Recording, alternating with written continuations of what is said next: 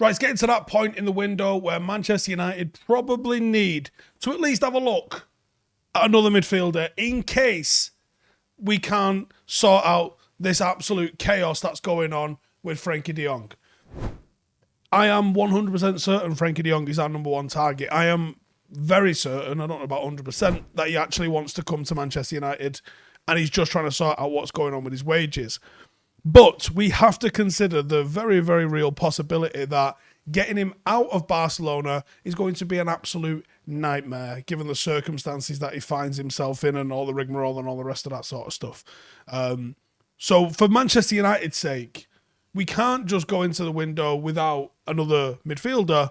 We're going to have to look at somebody else. Now, we've gone through loads of people that we think would be good. Half of them have moved on, haven't they? Half of them have been sold and done this, that, and the other. But someone still hasn't, and it's someone that I think we can go and get.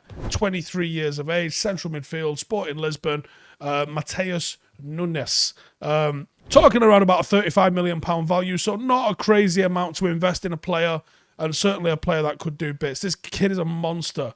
With our midfield being, for me, the weakest point of the team, I think we're very short of depth up front, but I think in terms of raw quality, the midfield still lacks in there, and I think the De Jong saga, it might not end. It might literally just rumble on. I think the midfielder that we got to go for is Mateus Nunes. So he is a dribbler.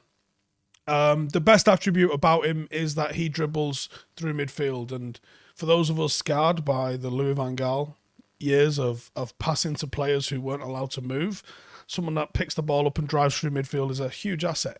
It's something that Frenkie de Jong does pretty well. I wouldn't say it's his best attribute. I think the range of passing in Frenkie de Jong is his best, but he does dribble with the ball. He is capable of dribbling with the ball. We see him dribbling with the ball. But Mateus Nunes does it in a whole different way. He gets out of sticky situations. When he's pressed by dribbling out, he loves to initiate little 1-2s, receive the ball, move it up the pitch once he's got past those two little players, burst past markers with space. Very, very dynamic sort of ball player that plays in the middle of the pitch. Footwork is just out of this world.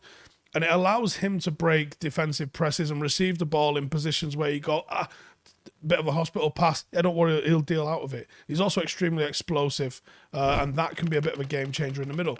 He completed more dribbles with 85 than shots, key passes, and interceptions combined in Liga NOS last season.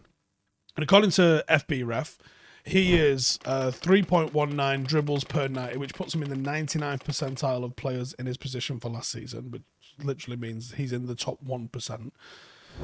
And his sort of season by numbers, 33 games, 1,200 passes completed, 86% passing accuracy, 81 successful take-ons is a joke from central midfield, 70 fouls drawn, that's another asset that you have when you dribble through the centre, 42 tackles won, 29 interceptions, 25 blocks, 24 chances created, not to be sniffed at, 22 shots, not to be sniffed at, 21 aerial duels won, 3 goals, 2 assists.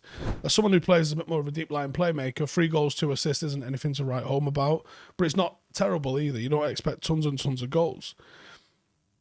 But okay, he's all right on the ball, but does that mean he can do the defensive screening and shielding that someone in that sort of area is going to need to do? Think Michael Carrick. He can operate anywhere in the middle of the park. And he has got an all-round skill set, which means he could fill any of the roles, I think, in midfield. And I think that his ceiling is probably not even close to being reached. He's at the perfect sort of age profile now where you can challenge him and see him step up into the next level. Defensively, he put up 11.3 defensive actions per 90 with a success rate of 81%, which puts him in the upper quarter of really defensive sort of impactive players. He was above average when it comes to the defensive duels, having attempted 7 per 90. The biggest weakness is probably his aerial ability. He only won 33% of his aerial duels and only completed 1 per 90, despite the fact that he's 6 foot.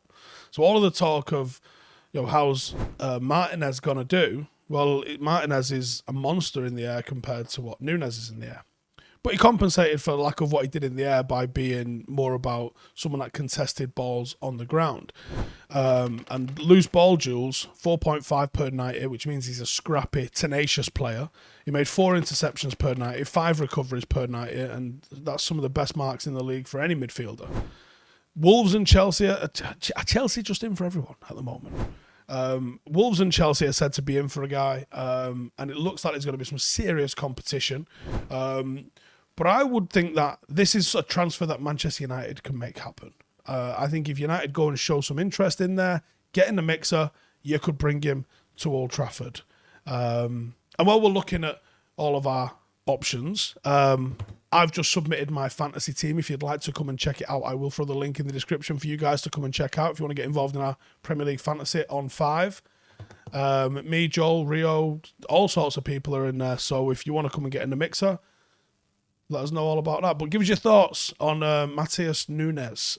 Could he be a good alternative to De Jong for United? And is it time we actually start looking at some alternatives just in case we can't get De Jong done? Let me know in the comments. See you in the next one. Real fan ownership, real fan input, real fan change, real fan power. 50 plus 1, we can go better than that. 100 plus none. Download our app, view the free content, read about the club, that's fine. But if you want more, become a member. To vote, to go behind the scenes, to make an impact, interact with a global community around the world, influencing how we grow, where we play, club ethics and values. The more members we have, the faster we grow. Support the club, run the club, own the club. This is ours and no one will take it away. The future is in all our hands.